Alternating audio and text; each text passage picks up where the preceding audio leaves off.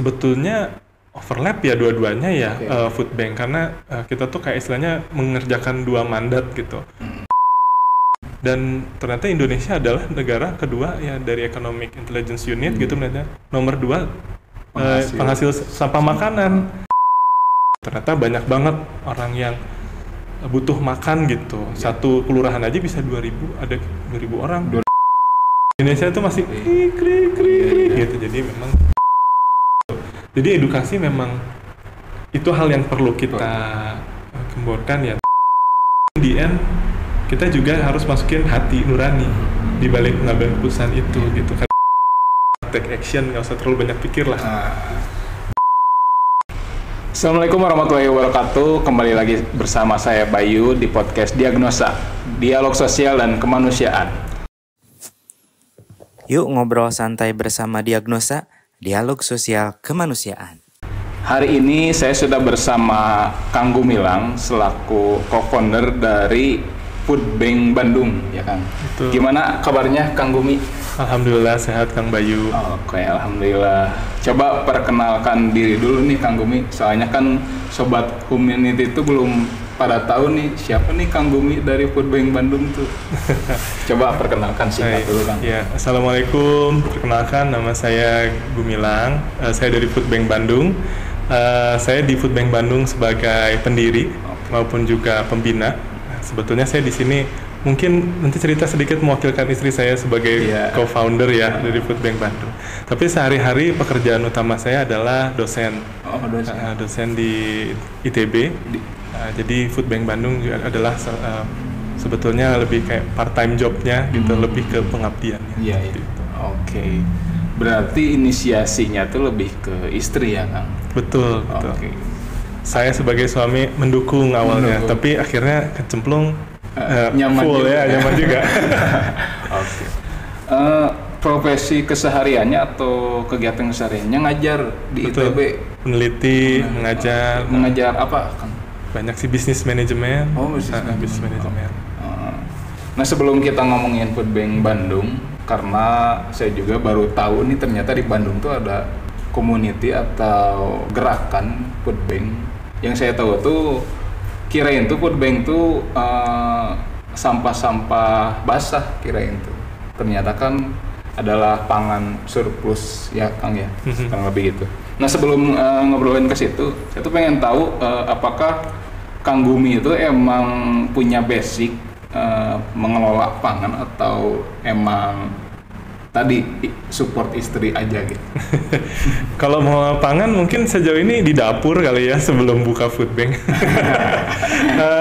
Jadi kalau memang food bank kan memang masih banyak yang belum kenal ya di Indonesia, apalagi di kota Bandung gitu. Memang kalau dari namanya sendiri kan food ya pangan atau makanan, bank ya bank ya.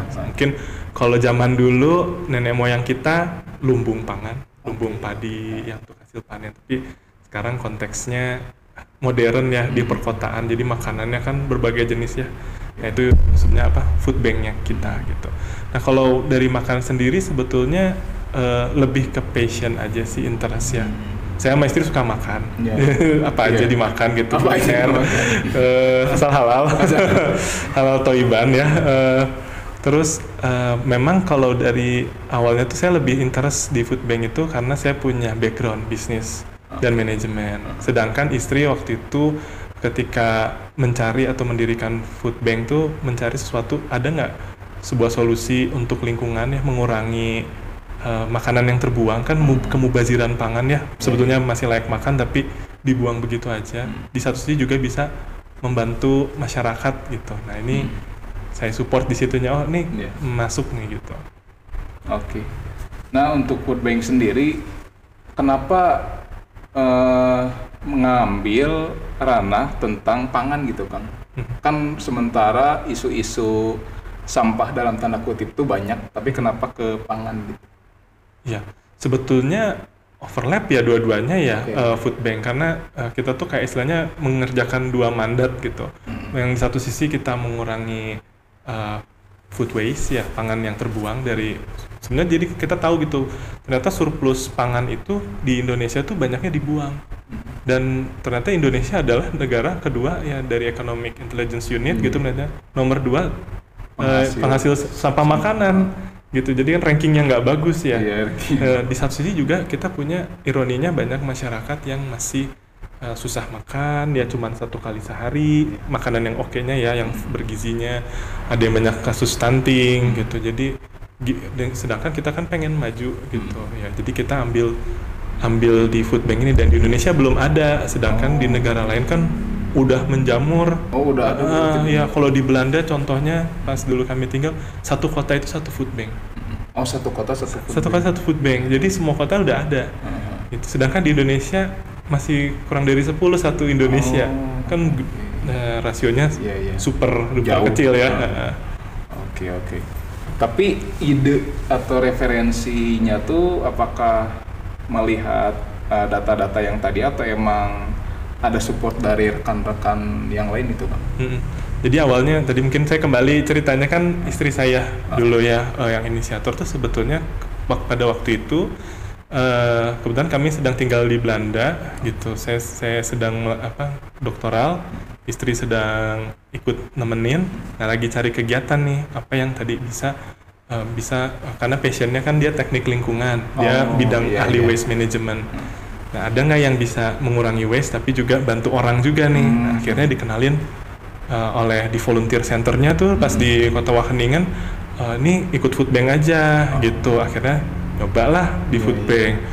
Nah dari di food bank itu tahu gitu, oh ternyata di sana juga ada masalah kayak surplus pangan produk dari supermarket tuh sebenarnya dibuang-buangin. Nah karena ada food bank kan dimasukin ke food bank semua, itu masih bagus semua loh produknya gitu.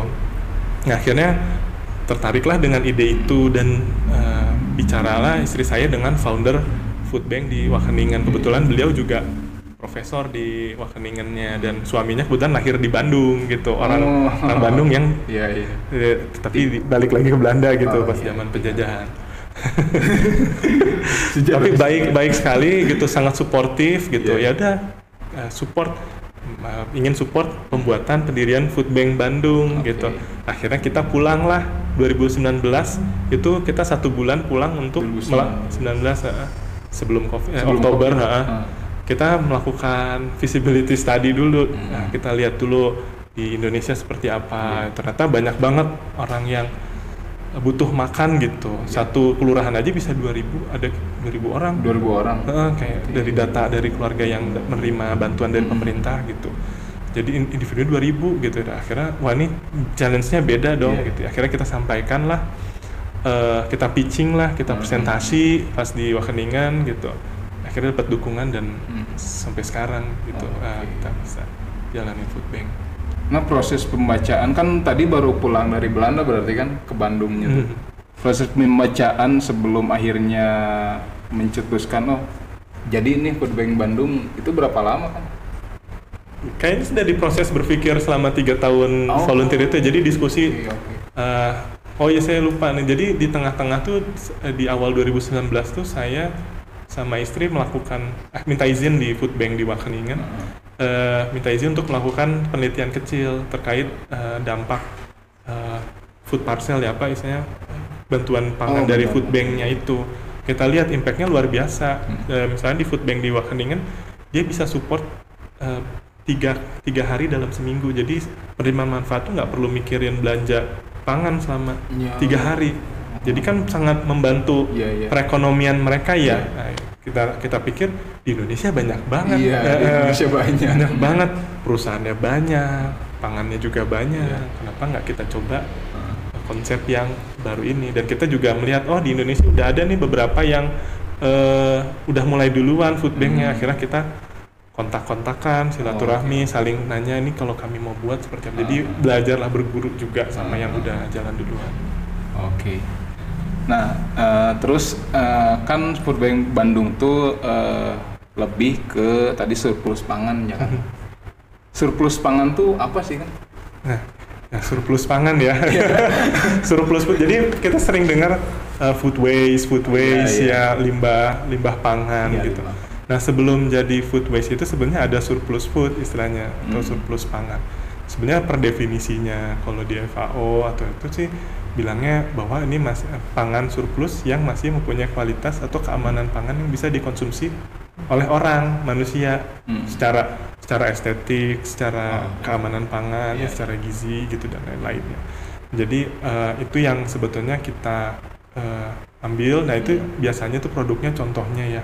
Kalau dari pertanian aja, itu kita nemuin kalau misalkan hasil panen itu kan disortir ya. Kalau ke supermarket kan warnanya sama, bentuknya seragam. Nah kemana tuh yang warnanya belang-belang, yang bentuknya aneh-aneh? Nah itu biasanya dibuang, gitu karena hasil sortiran. Nah itu surplus. Sedangkan misalkan kalau di industri juga ada, misalkan dia produksi susu di kantong kan di bag-bag. Oh keisinya kebanyakan nih atau terlalu dikit, dia kan mau nggak mau di reject, nggak boleh dijual. Sedangkan itu kan masih fresh. Ya itu juga produk yang didonasikan.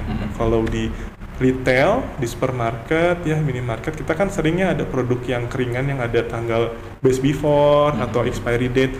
Nah biasanya 3-6 bulan sebelum expiry date atau best before itu dia udah ditarik ke gudang.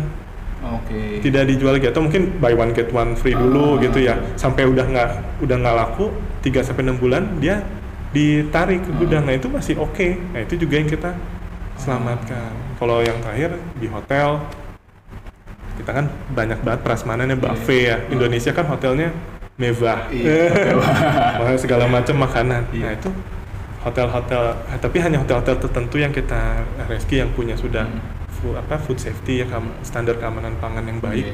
Nah kita rescue, kita selamatkan makanan dari buffet itu kan sebenarnya masih cuman ya udah tutup toko, masih banyak langsung diambil.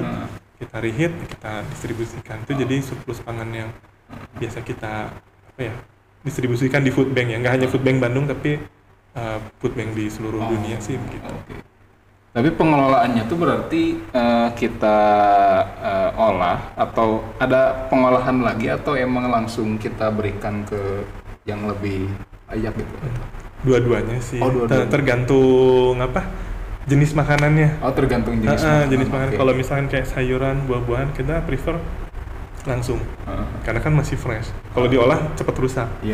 Dan ternyata menyedihkannya kalau ketika kita bicara ke kampung-kampung gitu, yang di perkotaan ya, bukan di pedesaan.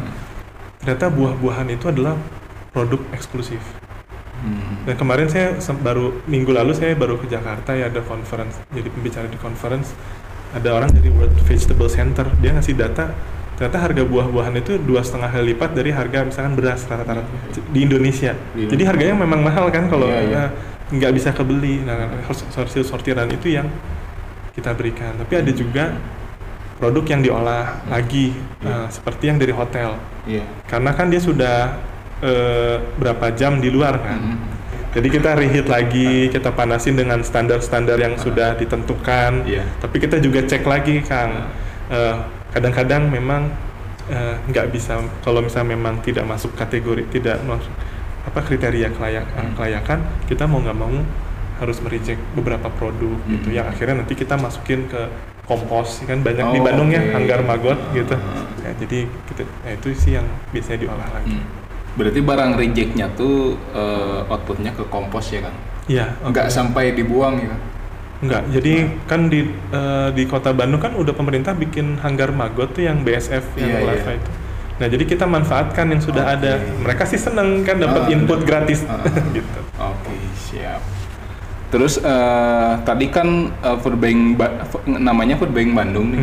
Kalau di Indonesia sendiri tuh udah ada berapa sih food bank di Indonesia? Saya harus ngitung dulu, Kak. Banyak. Ada Food Bank of Indonesia yang pertama, ada Sustenance of Scholars di Bali sama Jakarta, ada Food Cycle, Garda Pangan yang besar di Surabaya, Aksata Pangan Medan, di Aceh baru tuh Rumah Pangan Aceh, temen juga yang bikin, di Lampung jadi 6, Solo, Jogja ya ada 8 lah. Tapi ada beberapa memang food bank yang punya network, jadi dia nggak di satu kota tapi dibuka branches juga gitu.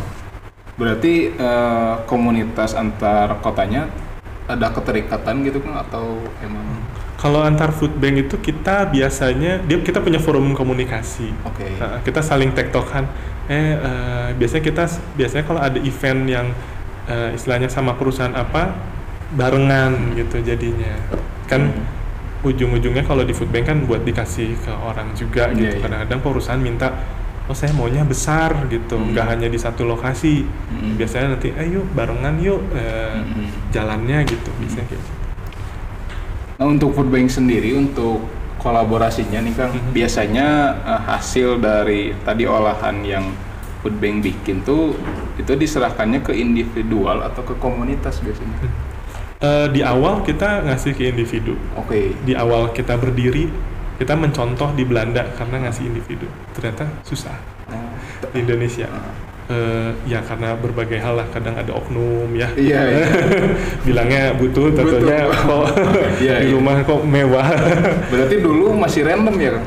Kita tetap mendata dulu. Sebelum didata dulu. Biasanya kita kalau ke warga itu kita kerjasama dengan kader posyandu, karena mereka tahu yang masalah, yang siapa yang gizi buruk, siapa yang sakit, dan biasanya berita-berita gosip juga berputarnya di ibu kader gitu. Tapi yang baik-baik, mereka sangat antusias untuk menyehatkan warganya kan. Mereka udah punya semangat itu, dan lebih mudah untuk masuk ke warga kan, ketimbang kita datang sebagai organisasi eksternal kan. Tapi sejauh ini klien terbesar kami adalah sekolah non formal. Sekolah non formal tuh kayak sekolah kolong, anak jalanan.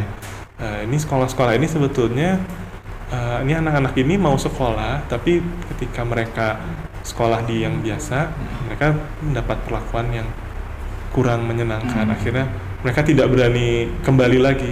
Nah, ini ditampung kan di sekolah kolong, mereka belajar. Jadi memang mereka kebanyakan waktunya di jalanan nih ngambil. Cuman kan ada sekolah ini kan 3 jam 4 jam tuh jadi di sekolahan, jadi main kayak anak-anak.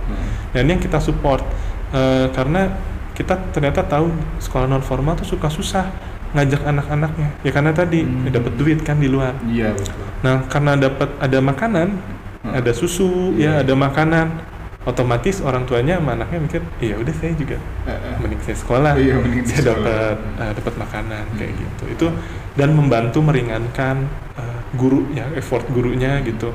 Kita mikir kenapa kita ke organisasi, itu organization ya. Karena mereka udah menciptakan dampak sosial nih. Sedangkan ya udah food bank Bandung mah ngurusin collecting makanannya aja sama distribusi. Ya kita lebih mudah gitu. Tapi sisanya juga kita selain sekolah non formal, kita tentu juga kasih ke panti-panti panti asuhan, panti werda, maupun juga ya tadi ke warga-warga yang memang didata sudah memang belum dapat bantuan tapi punya masalah perekonomian gitu. Tapi kolaborasi juga dengan komunitas yang lain untuk penyalurannya nggak Kang? Betul ya, kita justru Food Bank Bandung tuh hidupnya dari komunitas-komunitas ya. Di Bandung kan banyak banget kampus, kan himpunan aja bejibel gitu ya. Jadi itu banyak banget kebantu, ada organisasi kemahasiswaan atau organisasi hewan rumah. Ini kan buat meningkatkan awareness. Kita open banget dengan kolaborasi ya, karena memang tadi belum dikenal food banknya, dan setelah kita open dengan orang saya mau berbuat baik ya, kita kenapa kita menolak gitu. Tapi Food Bank Bandung sendiri ada relawannya nggak Kang? Ya. Atau ada anggotanya? Kalau relawan itu kita banyak sebenarnya, tapi memang dia tidak tetap ya. Dia daftar mungkin sebulan ngikut berapa kali gitu. Total kita udah ada 1.500 yang ikut, 1.500. Dan mostly dari range umur 17 sampai 25. Berarti anak muda ya Kang? Anak muda, Gen Z. Gen Z. Ya, jadi memang Gen Z kan seneng action ya. Seneng dengan tema-tema yang berkelanjutan, bagaimana menolong orang, bagaimana menciptakan lingkungan yang lebih gitu. Jadi memang lebih aktif untuk mencari kegiatan. Terus ternyata Gen Z juga banyak yang tertarik ke isu lingkungan juga ya Kang? Iya, banyak banget. Cuman perlu difasilitasi. Betul. Terus satu nih Kang, kalau kan tadi penyaluran ke panti, ke individu atau ke sekolah-sekolah non formal. Tapi pernah nggak sih support atau distribusi ke daerah-daerah bencana? Ya, Food Bank Bandung sama ini sayangnya belum ya, belum. Tapi kami selalu punya ada harapan bisa ke support daerah bencana ya, karena memang keterbatasan kami itu masih di supply-nya, karena sejauh ini model kami kan lebih dependent sama donasi surplus pangan, dan biasanya donasi ini sudah ada MOU atau perjanjian dengan pemilik produk, di mana hanya boleh memberikan produk ke beberapa lokasi yang memang binaan Food Bank Bandung. Karena traceability kemana nih donasinya, jadi agak harus izinnya lama gitu kalau misalkan mau ke ini. Cuman kedepannya kita ingin ya, karena itu salah satu bagian dari visi misi kami gitu, untuk kalau misalkan bisa bantu semua orang gitu. Sebenarnya dalam hati sih pengen gitu, cuman dari segi kapabilitasnya, kapasitas organisasinya belum memungkinkan gitu. Mungkin kalau kolaborasi dengan komunitas yang lain bisa ya Kang? Iya, bisa. Karena kan kalau kita Humanity sendiri kalau turun ke bencana tuh atau ke pos bencana tuh, yang paling urgent itu salah satunya pangan atau makanan biasanya.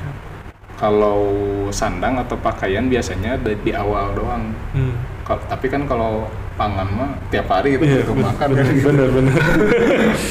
Kalau nggak makan ya lemes lah gitu. Terus mau nanya lagi nih Kang, biasanya kegiatan Food Bank Bandung tuh ngapain aja sih Kang?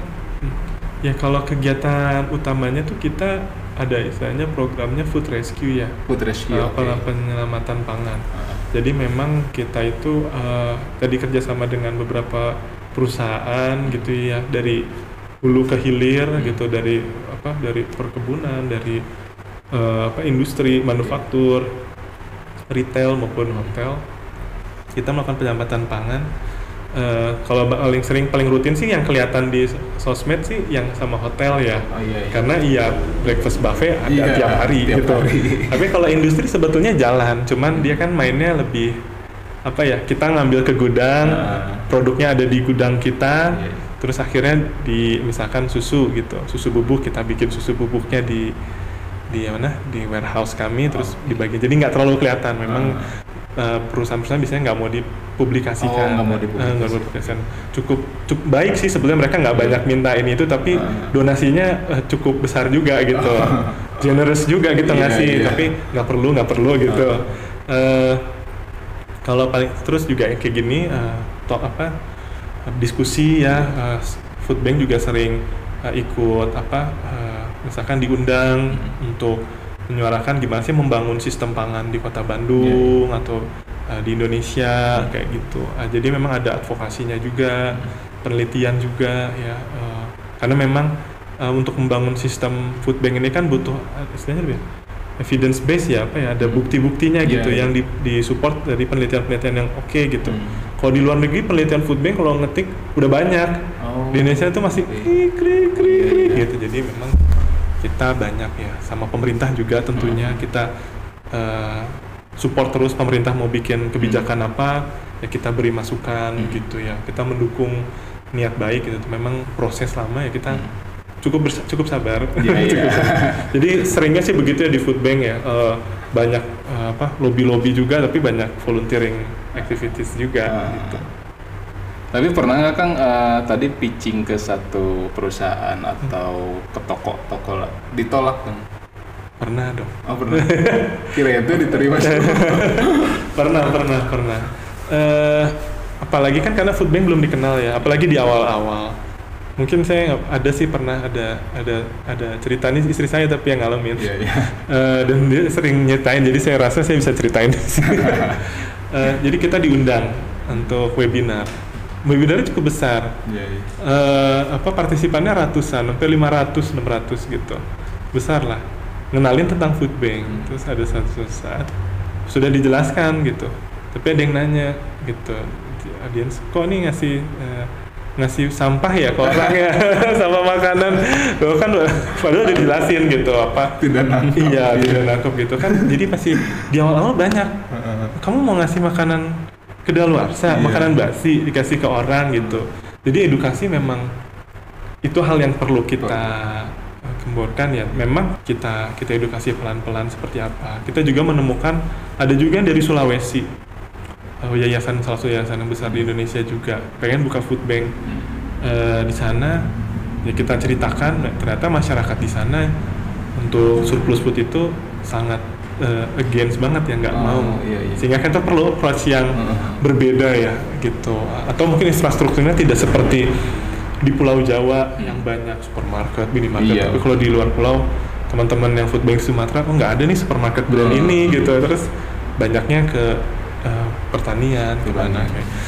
Jadi apa ya, kalau ditolak mah ada ya sering gitu, beberapa ya karena seringnya pasti karena kebijakan gitu ya. Kebijakan internal belum boleh karena memang belum ada dukungan undang-undangnya belum disahkan ya, belum ada payung hukum yang memang silahkan gitu pemerintah kami lindungi perusahaan kalau misalkan mau berdonasi.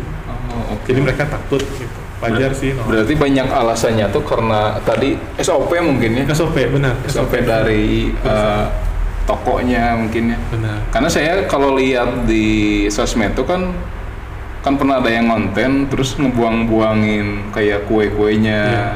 Terus kenapa dibuang, kan saya bacain komennya tuh kena SOP. Tapi kan jadi lebar ya kan maksudnya. Sayang sekali. Benar. Apa ya? Tapi ini mah opini pribadi ya, opini pribadi. Nah, saya kebetulan juga ada dulu profesor di SBM ya, beliau almarhum Profesor Kuntoro, pendiri SBM yang juga bantu Aceh habis tsunami ya. Dia ahli mengambil keputusan, dia bilang gitu, orang tuh bisa membuat keputusan yang logis, keputusan terbaik, yang menurut dia baik itu sesuai SOP. Tapi in the end kita juga harus masukin hati nurani di balik mengambil keputusan itu gitu. Kadang-kadang saya bilang gitu, tapi buat orang-orang yang perusahaan-perusahaan yang udah donasi ke food bank ya, mereka juga tahu SOP. Mereka ya namanya juga aturan ya. Cuman mereka juga punya mereka tuh udah punya niatan lebih gitu. Saya mau effort lebih untuk melakukan donasi. Akhirnya bagaimana nih SOP-nya bisa di adjust nggak, bisa dirubah nggak tanpa meningkatkan resiko-resiko yang ada. Kan memang jadi ekstra kadang. Kalau saya bilang agak nasty juga ya, baru ngomong SOP gitu baru belum jelasin gitu. Tapi ya kita ngerti gitu ya, akhirnya mungkin kita harus perlu bicara sama orang yang lain gitu, dan kita menghargai mungkin dia juga yang bersangkutan takut kalau bilang iya atau apa gitu, mungkin aturan perusahaan. Jadi memang harus soft approach banget gitu, soft approach-nya nggak baper lah sebetulnya. Baper ya kan. Oke. Terus untuk apa tadi tuh penggalangan dana food bank sendiri itu apakah bekerja sama pihak luar atau menggalang dana sendiri? Kalau misalkan penggalangan dana sebenarnya harusnya belajar dari Mon Umah ya. Kayaknya lebih gampang. Kalau di food bank Bandung memang kita so far ya donasinya itu dari luar, dari Wageningen, dari food. Jadi memang kita masih mengelola dana yang diberikan ya. Mereka udah memberi dua kali round ya. Terus mereka juga sebenarnya lagi ngehimpun lagi sekarang gitu. Karena mereka project mereka gitu. Dan itu kayak tidak ada ikatan sih, hanya perlu pelaporan saja. Terserah mau diapain gitu. Yang penting jalan. Jadi memang kita sama komunitas juga. Misalkan ada komunitas tertentu, misalnya ayo mau support nggak dari himpunan, tadi dari kantor, mungkin kantor kan biasanya sekarang juga punya program CSR, atau enggak dari individu, sering juga individu sih, cuman yang individu mungkin belum karena kita banyak targetnya anak muda gitu, jadi nggak terlalu kalau anak muda kita lebih diarahkan ke raising awareness campaign, tapi kalau nanti kita coba ngambil yang lebih udah kerja, udah punya penghasilan, kayaknya lebih cocok buat donasi. Itu sih. Karena kan food bank sendiri tadi punya warehouse juga ya Kang?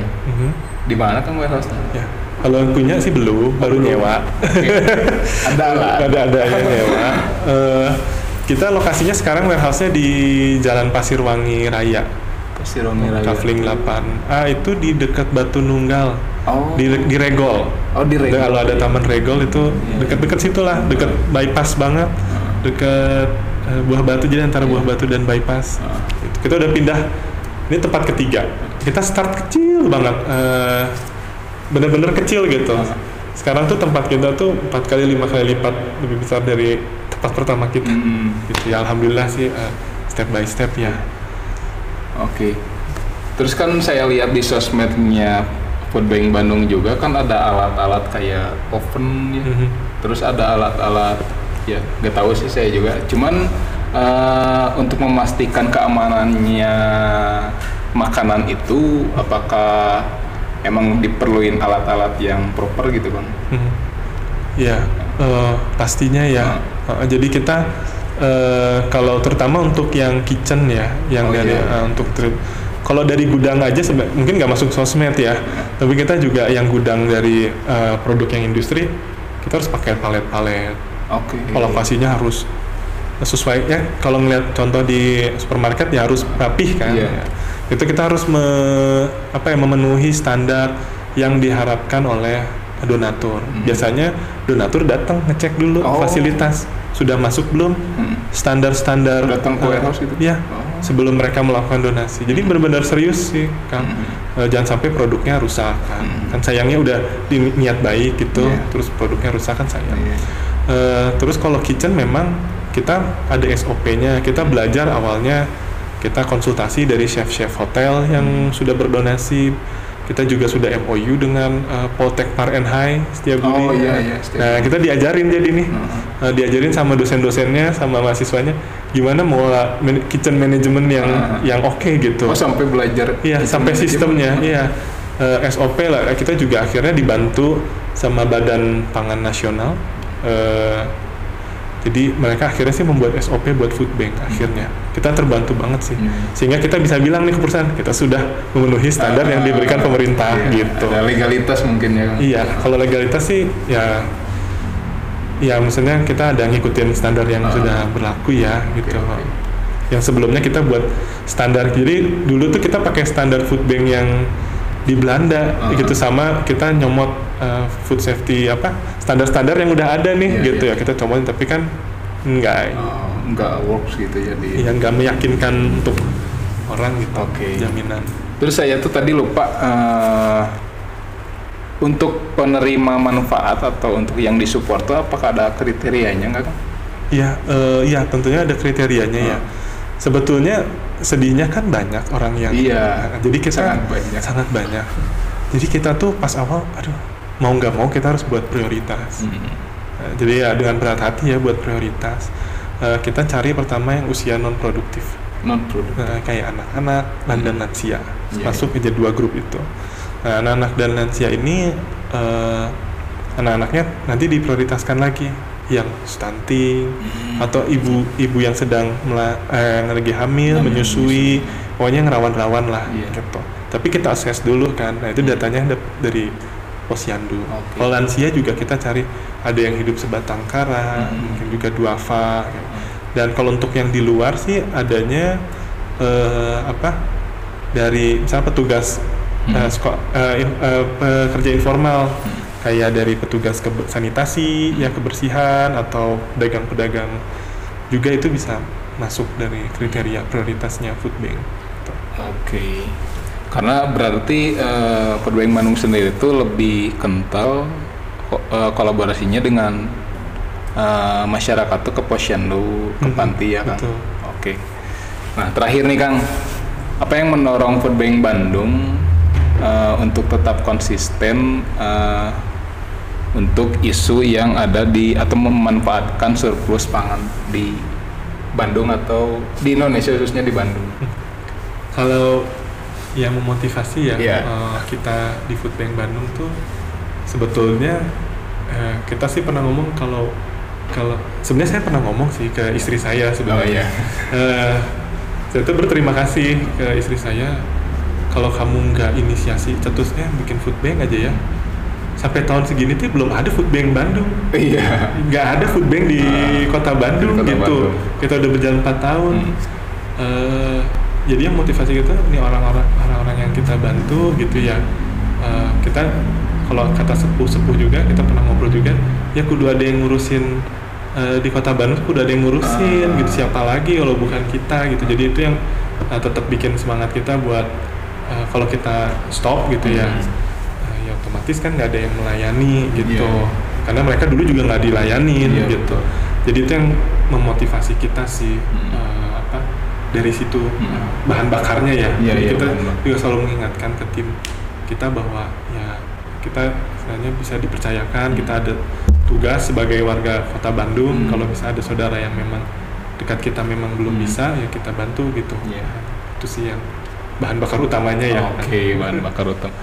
Terus udah terakhir Kang, sama ini paling project atau program kedepannya gimana Kang? Foodbank Bandung? Jangka pendek, jangka panjang. Boleh. Jadi kalau untuk jangka pendek memang kita sebetulnya ada pikiran untuk merombak operasional, mendiversifikasi program kami ya. Jadi kita kan udah punya kitchen, fasilitas kitchen. Nah, cuman belum pemanfaatannya itu belum 100% gitu. Belum setiap hari lah, belum 5 kali atau 4 hari seminggu belum. Jadi kita coba bikin mungkin Jumat Berkah. Yang belum kita bikin gitu. Mungkin juga jadi kayak central kitchen, masak di situ buat komunitas kan bisa seneng berdonasi ya, tapi kan makanannya dari mana? Kalau kita kan fokusnya nggak makan aja tapi harus bergizi nih, seimbang kayak gitu. Kita juga punya ahli gizi yang ngeliatin itunya ya. Terus yang kedepannya adalah kita sebenarnya karena namanya sebenarnya Foodbank Bandung tuh Yayasan Akses Mandiri Pangan. Kita tuh harapannya adalah ya beneficiaries atau penerima manfaat yang kita bantu itu nggak tergantung sama Foodbank. In the end, misalnya berapa tahun, 3 tahun di support Foodbank, putus aja. Dia bisa hidup mandiri, atau bisa nyari kerja. Kita tuh pengen lebih integrated ya, lebih nyambung gitu. Misalnya dia mandiri untuk memproduksi panen sendiri, mungkin dari berkebun ya, kita support dulu, sambil disupport dia bisa bikin penghasilan tambahannya itu sendiri dari aktivitas berkebun atau mengolah sampah gitu ya. Itu ide-ide awalnya ya. Nah itu kita bantu support sama Foodbank. Jadi insentif lah Foodbank ya. Jadi biar nggak diogo banget. Jadi tidak bergantung terus ya Kang. Karena kan memang memang beberapa bermanfaat ada yang bergantung selalu gitu. Selalu ada gitu. Memang beberapa volunteer ini bergantung gitu. Kita mah kudu sabar. Mungkin kita nggak muluk-muluk. Mungkin dari berapa ratus penerima manfaat ada 10-20 yang berhasil ya gitu. Kita kan nggak muluk-muluk ya, susah gitu. Kalau mau 100% berhasil, wah kayaknya susah gitu. Ya itu sih harapan kedepannya sih bakal mencakup lebih luas ya. Jadi istilahnya mungkin Foodbank adalah jadi satu program, tapi nanti lebih dia konsepnya namanya Food System Hub. Jadi di mana nggak surplus pangan doang, tapi ada marketplace-nya dan itu sih grand idea-nya. Keren kan. Terakhir untuk Sobat Humanity ini, apakah ada pesan yang ingin disampaikan buat Sobat Humanity ini? Nah tuh pesan Sobat Humanity ya. Ini agak susah nih sebetulnya kalau suruh pesan-pesan. Bukan pesan-pesan terakhir tapi. Bukan pesan terakhir. Motivasi anak muda aja. Yang anak muda ya, Sobat Humanity-nya ya. Nah, kalau misalnya masih muda, Sobat Humanity nih yang masih muda, jadi jangan ragu nih kalau mau buat sebuah action ya. Jadi selalu support inisiatif-inisiatif sosial maupun lingkungan di sekitar teman-teman. Walaupun masih kecil, sebaiknya langsung disupport karena kita nggak tahu nih nanti dia mungkin bertumbuh besar dan menciptakan impact dari bantuan-bantuan kecil kita gitu. Jadi start take action, nggak usah terlalu banyak pikir lah. Jangan banyak mikir, mulai dulu aja lah.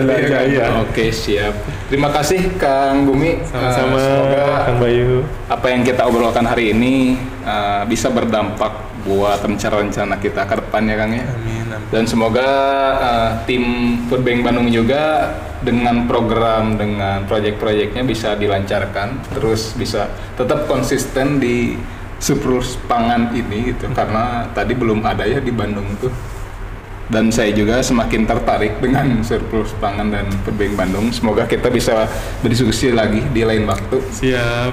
Dan untuk penonton atau untuk teman-teman Sobat Humanity, semoga obrolan kita hari ini menjadi manfaat buat teman-teman. Jangan lupa subscribe YouTube channelnya One Ummah Movement. nyalakan loncengnya dan tonton konten-konten kita di Wan Umah channel gitu. Terima kasih, saya Bayu pamit undur diri. Wassalamualaikum warahmatullahi wabarakatuh.